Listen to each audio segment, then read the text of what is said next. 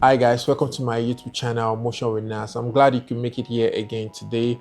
And in today's video, I'm going to be doing project breakdown for this particular video here, as you can see on the background. Right, I uploaded this video on LinkedIn. I got a whole lot of traction, even on my Instagram, and I know that a lot of people are actually requesting for project breakdown for this. And here it is, and I really hope you get to learn a lot from this.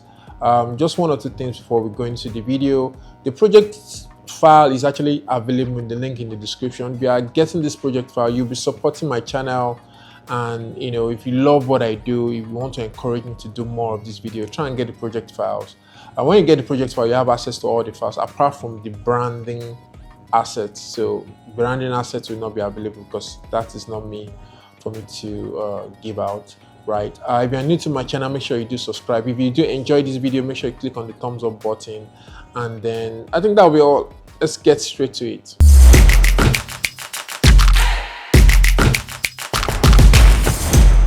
So I'm going to start with the mood board for this video. So what I normally do, I just don't create mood boards. I also create a potential frames of how my animation will look like, and that's why even though you see a mood board here, it doesn't really entirely look like the video that I've produced, but sometimes it does. But some of the things that I have here, these are the things I was thinking about to make the video, and some of these frames are actually gotten from actual videos. So I can show you. This first one was from Ozone AI, I think done by Rive. So let me play the video. One other thing I also try to encourage you is to have your own video playlist. So let me just minimize this first. Right, your own inspiration rather, right, where you can actually draw some real good inspiration from. I know that we already do this on our Instagram, say, but sometimes it's just better when you organize it yourself and then you're able to see what you can work on there. So let me show you one of the places I got inspiration to do more in some of my scenes. So this is from, I think, the Rive Studio worked on this, and if you can remember the part of the video where it has some audio thing that I did, so this is where I got the idea from. And though I didn't do anything really elaborate like this, but at least I was able to do something very close to that style, most especially this, right, which is really cool. Then I'll show you one more, and this will be from my 2D 3D. So look at this, and this is where I got my zoom out idea from, right? So sometimes you just need to learn how to take inspiration from basically any video to really narrow down the objectives of what you're trying to achieve. So that is all for the pre-production, right? So just one last thing before I actually go to After Effects is, guys, I've been watching a lot of videos on LinkedIn, a lot of upcoming motion designers, which they're really doing well. But one thing I noticed, which I think is now becoming a problem, is the works are all looking the same, and it's, to be honest, it's something I've been guilty of in the past, but this is just to encourage you to try as much as possible to know how to steal like an artist. There's nothing new under the sun, so try as much as possible to just make your work unique. Even if you are taking inspiration from something, try and make it hard that is your inspiration is not taken from there, right? Except if you are trying to practice and you're trying to totally recreate the entire thing, and that is absolutely fine. You will learn fast and a lot by doing that. But if you are doing an actual project, try and pick one or two things there and there and put in your own ideas, right? I just showed you where I got my inspiration from, like some of the videos that I got inspiration from, but you will never can tell, you cannot even trace it back to these videos because it's not looking exact same way or exact same thing, right? You guys should just try, most especially for SaaS videos. I just see people doing all over like the same style, the same animation, the same. Try and put in your own ideas, try and steal like an artist. If you are here to read that book, try and do that. Yeah, that'll be all. Yeah, so let's get into it. So from here, I'm going to start with the first thing where I have this text creator. So for this, I didn't do any design in Photoshop or Illustrator. I just went straight to After Effects because of the time frame. I didn't really have the time for that, and I was pretty comfortable in just designing After Effects. Yeah, so let's talk about this first frame.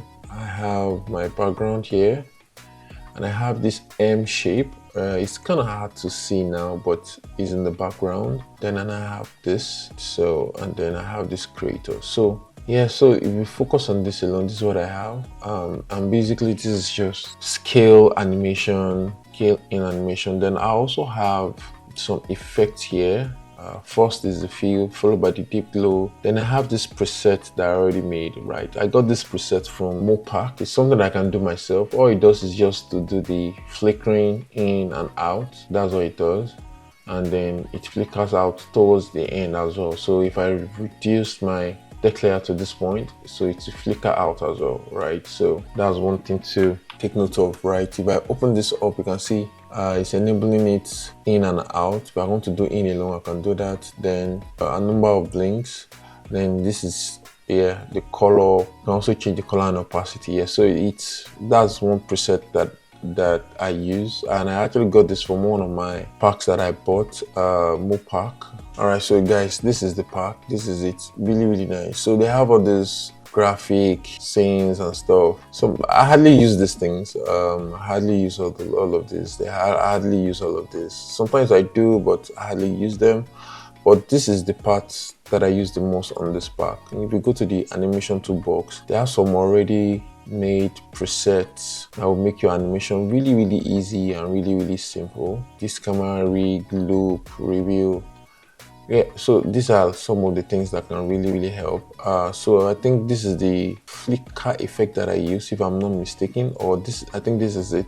Yeah, this is the blink effect that I use. Then in the design, you can also create anchor box, text shadow. Really interesting stuff. So yeah, but I've already made a preset out of it. If you want the preset, just put in the comments below and I'll make the preset available. So this is how I created the first scene basically. So flicker in and then have this animated to the side, and I did a little bit of some anticipation and overshoots, can you see? And if you check my graph editor, this is what I have. This is my value graph. I use value graph a lot whenever I'm doing my anticipation and overshoot. So can you see, if you see the speed graph, it won't give you so much details, but yeah, that's basically it. Now to the background, when we have this entire thing going on here. So if I double click this and if I go into this, so basically I have this, and if I go back and solo this up, you can see that the opacity is quite low. So let me just increase this to about 100, and this is what I have here, right?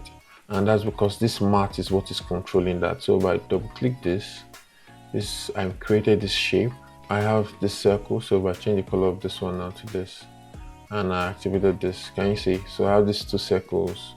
So I duplicated it and offset it, and then do alpha matte. Yes, I did alpha matte, and I did the inverted one. So that's how I was able to create this. You can simply use stroke and animate the stroke width and all of that, but I didn't do that. So let me just undo all of that.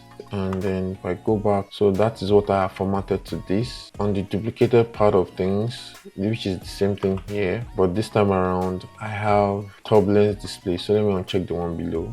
So the one above now, I have turbulence display, roughing edges, turbulence display. I was experimenting with blurs, so I ended up using this. Let me just delete this. And then basically all I did was to just reduce the opacity of this one.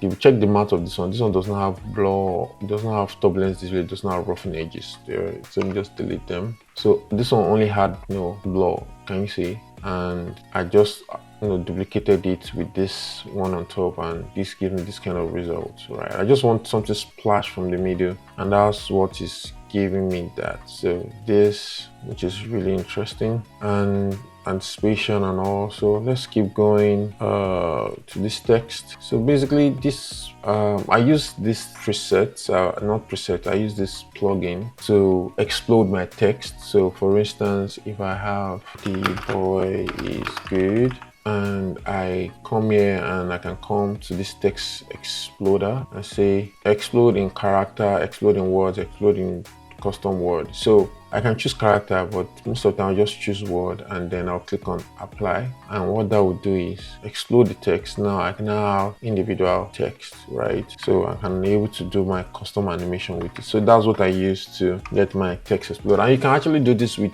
decompose text, but the problem I have with decompose text, that's what I was using before, is it doesn't maintain the original position, or it's adding some form of expression, and that wasn't good to me. So it was when I was working on this project that I had to go and buy this from AE Script. Yeah, so that's why I have all this my text separated, and I was able to apply different animations to them. And basically it's just simple position animation that I added here. And if you notice, I didn't really do this manually. I just added some really tight keyframe animation, and then I use my motion tools. So if I take this, for instance, I think most of you would already know this, but for those that don't, if I do something like this P here, then just do something really tight to this point. If I select this, of course, if you play this doesn't make sense, but if you now apply your elastic to this, and this is what's going to happen, it's going to give it that overshoot, right? So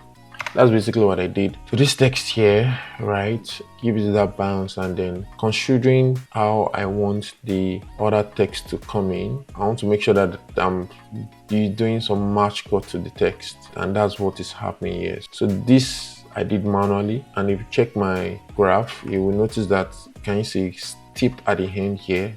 That's for me to able to do my match cut. And if you check this, which is going to be my position animation, this is also steep at the beginning, so I can produce that match cut. So, and that just worked. And I have this line, just simple stroke with tapered. So I applied a little bit of taper, right, about 68%, and then animate the trim part. I added trim part and do that, and of course I added some glue to it. And this is where it gets to the interesting part, and I think this is the part that kind of like bring this project to life. In the brief of this particular video project, they said specifically a strong introduction of the brand, and I know that they are trying to do things for creators, trying to make things easier, introducing AI agents to do stuff for them. And that's why I came up with the concept of, the first thing is a camera, a mic, a phone, light, and a laptop, and of course headsets. Those are like the major tools creators use to do their thing, right? So let's get to how I get to create this. If you can see here, I have this Cinema4d file here. It is actually off, and I'll tell you why that is in a bit. Here is the rendered version of it, right? And I did some compositing, which we'll get to soon. So let me just go back. So let's just open Cinema4d and see how I get to create this. Just a quick one before we move ahead of the video. About 70% of you guys are yet to subscribe to my channel. You watch this channel regularly, but it's time for you to subscribe. Make sure you do subscribe. I'm trying to hit my target of 5K subscribers before, like a couple of months. So make sure you try and be part of that, okay? Let's get back into the video. All right, so this is Cinema4d file, and if I play this, and you see this is what I was able to do here. So let's just check how this is being done. So first of all, let's talk about the models, right? The objects in the scene. I didn't model any of this at all. If I have to model all of this, it will take me a whole lot of time. So, but of course, I make use of the asset browser in Cinema4d, and then I was able to get some of this. Some I couldn't get exactly what I really wanted, but I was able to get some. I was able to get a phone. No, not the phone. I think I was able to get a laptop. So this is the laptop that I use. All I basically did was to just drag it into the scene, change the materials basically. So the laptop was here, and I think, let's say light. So this is where I got the light from. I think I was trying to look for camera. Yeah, this is the camera that I use, right? So most of the things you might need as a 3D model or object, most of them are already here. You can just search for them, and you can also check out sites like TurboID, Squid, Sketchfab, and all. Yeah, that's basically how I get to do this model. I didn't recreate anything. The only thing that I did was to take the materials, right? Apply materials, and if I come here to the materials, so first of all, let me even delete unused material. So these are the major materials that I use, and for this one, I actually use Octane for the renderer. So that is it basically for the models. And then let's now talk about the way I arrange them. So if you look at it from the top view, look at my camera movement. So my camera started from here, just focus on this, just moving backward basically to this point. Then let's talk about how I get to achieve this tapered movement along the object, and that is where we will need to look at this point here. So this is capsule with spline wrapped. I created this spline. So basically this is without the spline wrap. Can you see it's just a, let me just come here and do it. So it's just a normal long capsule object. So let me solo this. Yeah, it's just a normal capsule object, but then with the spline wrap, yes, you can, this spline wrap deformer helps you deform things along spline basically, right? And that's what really happened here. So if I drag this out, I hope it won't spoil anything. Yeah, so this is the spline that I drew. Can you see?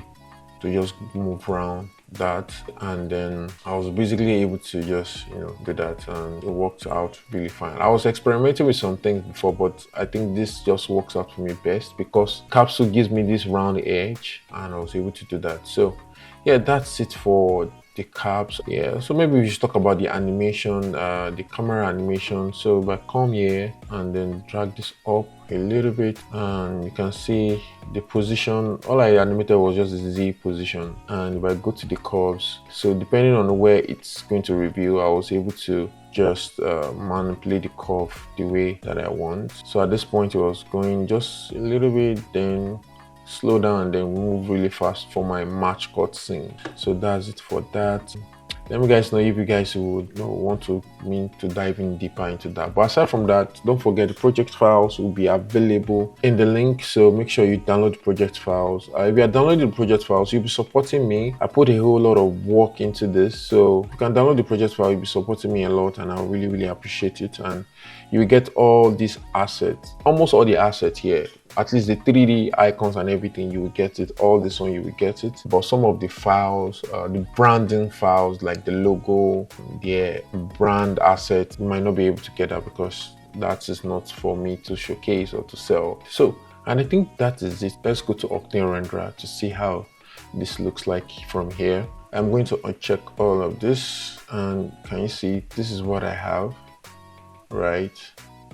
This is what I have. And then let's talk about the way I liked this. For this particular scene, I didn't even have any light setup. I just used HDRI, and the HDRI I use is this. So studio, so you might not be able to see the thumbnail from here, but the HDRI is what I use. I use Grayscale Gorilla Plus panel here. So if I go to the Plus library, I know that they have something more recent in terms of the latest Grayscale Gorilla app. Well, I've not started using that yet. So from here, I was able to select the HDRI that I want. And I think this was gotten from maybe the Pro Studio. So I think it's from here that I choose the one that I really want. So anyways, you can have access to this when you get the project files, to all of this that I've created. So that is the HDRI that I use.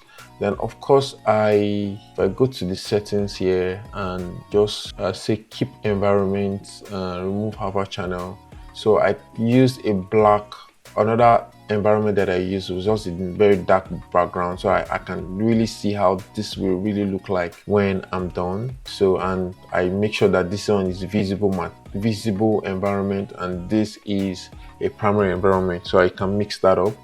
Right, but when I'm rendering it, I needed to make sure that it doesn't keep environment and it is alpha channel. So this is what it rendered out. Now I think the next question will be how did I match it so well with this scene to where this comes in, and you guys can even see, slowing this down, you can see the artifact there, right? It is still really good timing and all. So let me just close this. So there's something that I did to make sure I have that timing. So let me just go back to my standard, and if I zoom out, yes, so this is what I have here. And if I zoom out really well, so let me move back a little bit. So yeah, here it is. You can see the distance between this and this. So now if you notice, this is a distance between the made logo. So basically I didn't use the logo here. I just imported the AI the Illustrator logo in, and it's very easy to actually do that. I think you can actually drag and drop logo into Cinema4d now. So let me open a new Cinema4d, and then so this is a logo here. If I click and then drop here, and I'll click OK, you can see you can just simply drag and Adobe Illustrator file into this now, right? And one thing you can do, you can, with this, extrude it, right? Do some things like this, like spread it, layer offset. Most importantly, if you want to have this in separate layers, so to speak, you can just click on hierarchy, and when you open this up, you can have access to all the things that make up the logo, right? So I brought this in, let me go back, so that I can able to find a reference point for my animation, basically, right? So if you look at this point, I think the positioning is not as good. Let me just do this. All right, so I think the positioning has changed. I don't know why, for some weird reason. So it's supposed to be here, right? Because I actually use a reference to make sure that this works really well, and of course this was really scaled big. So I just use this reference to know where this will land, because I didn't really render this out, basically. That's how I was able to find that perfect spacing and timing on my After Effects. So I just use that reference to time it really good. Yeah, how I get to make sure that this looks this way. So if I go into the logo animation here, you can see I've separated the logo into paths. And if I solo this up, this is just the background, and this is just simple 3D camera span, so zooming out, basically animation. And then the next thing is the path here. So this path, I actually use mask.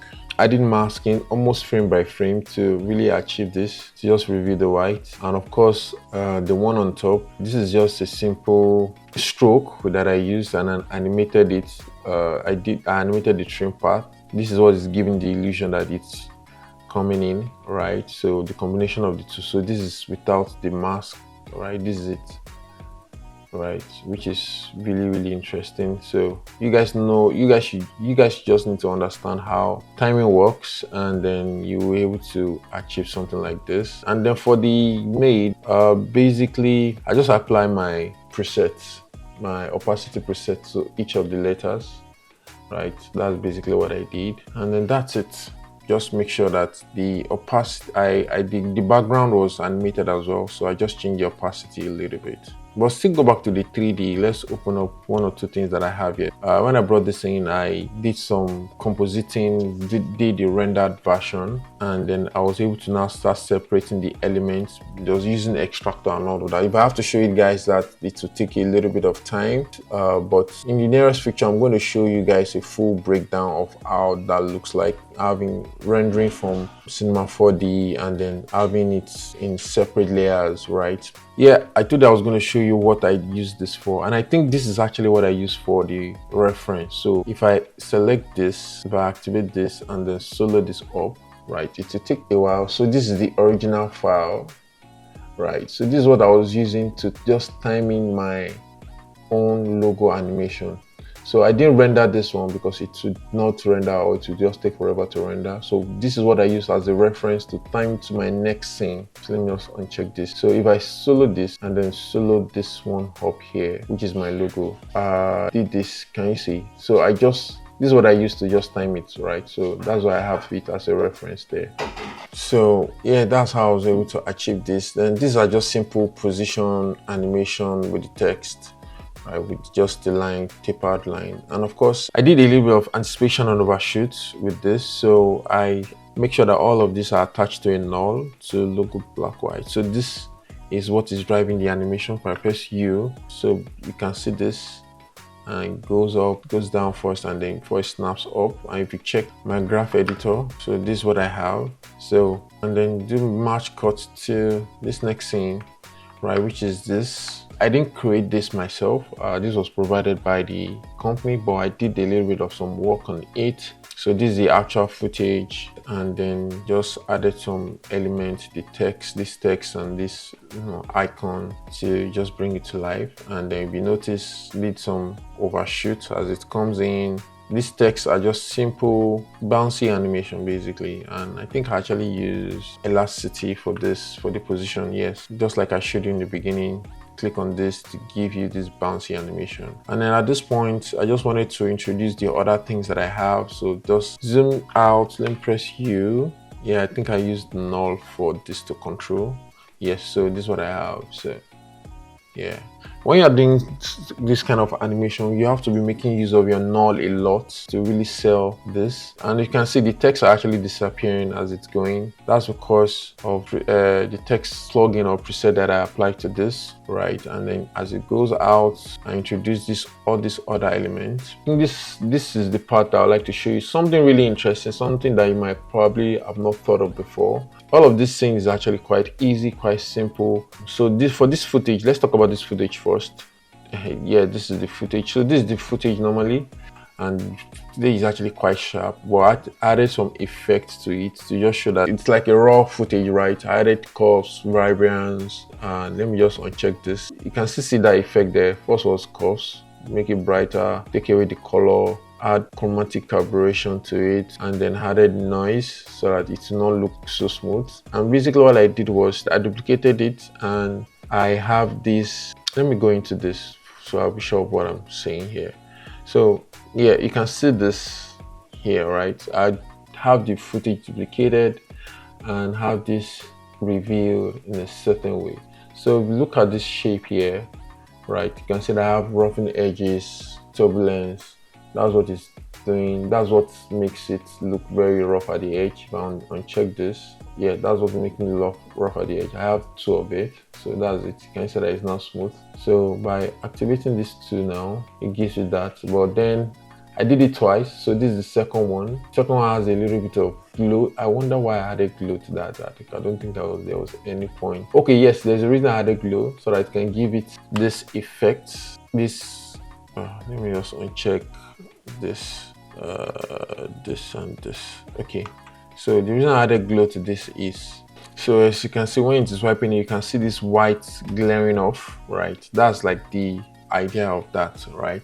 Now this other thing that I wanted to show you, which is really interesting, is this sound wave. Can you see the sound wave going? You might think maybe I created that from scratch. It's actually just a footage. So let me review this in Explorer. So if I open this up, right, so this is just what I have, and basically I didn't want to recreate it from scratch, so I just went to motion array and look for sound wave, and that's what I have. And when I brought in here, change the color, I colorize it, and then of course also change the scale thing to squeeze it in. That was how I was able to achieve that. So sometimes you don't need to create things from scratch. You just have to be smart and use things that can make your job really fast. So I think that was interesting to share. Then later on, I just introduced the rest of these avatars. I didn't really show them really well, but this is the other assets, which by the way, I designed all of this. And then like I said, all these avatars assets were given by the brand for this, but all of these were designed. And you can see this composition is actually quite long, and I brought it in and then just do simple position animation to make it go up. You can guess it, did match cut to this point where I have just meet the dream, and this is just quite simple position animation. Just make sure I work on the ease. So if I press U, so if you check the first three texts, you can see that it's just, this is the ease. And the last one, I did a little bit of overshoot. So I check the ease of this. Let's go to the value. I know that I use value graph for this. So I just make sure that overshoots. And this is just to complement the movement from this particular scene, because everything is going up so fast and we want that easing, right? So that's why I have that team bounce, do that extra bounce, so it makes it looks really, really cool. And yeah, just introduce my logo again, but this time around the white on black. I really hope you do enjoy that. If you do, make sure you do click on the thumbs up button, and of course, like I said, the project file will be in the link in the description, so you can dissect all of the assets and how I get to animate all of this, just in case you didn't get the full picture from this. I think that's it for this video, and I'm pretty sure YouTube is suggesting 1 or 2 videos for you to watch right now. So make sure you do stay tuned, and I'll see you in the next video. Thank you.